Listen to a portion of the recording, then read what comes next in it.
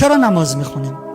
چون با نماز خواندن در جمع بهترین ها قرار میگیریم. هر جا خداوند در کتب آسمانی، قرآن، تورات، انجیل از بهترین ها صحبت کرده، یکی از ویژگی هایی که اسم برده اینه: نماز میخونند. متقین نماز میخونند، صالحین نماز میخونند، بهشتی ها نماز میخونند، نیکوکاران نماز میخونند، رفقای من نماز میخونند. هر جا خدا از آدم خوبا گفته یه ردی از نماز کنارش. ما میخوایم جزو بهترین ها قرار بگیریم، ما میخوایم رفیقش بشیم.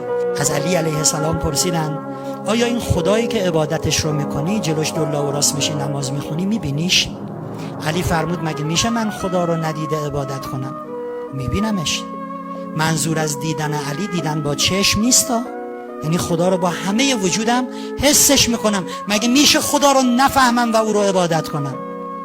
دوست من، اگر کسی نماز بخواند خدا رو میفهمه، درک میکنه، میبینه، دیدن با چشم سر نه، سلول های بدنش میگن خدا. اگه کسی نماز نخونه نه، بعد نماز بخونی که بفهمش، نه از این نماز الکی ها الله اکبر بسم الله الرحمن سلام علیکم و کجایی تو. نماز درست حسابی. فلسفه نمازه که گفتم میبینید که خدا رو فقط کسانی درک خواهند کرد که نماز بخونن.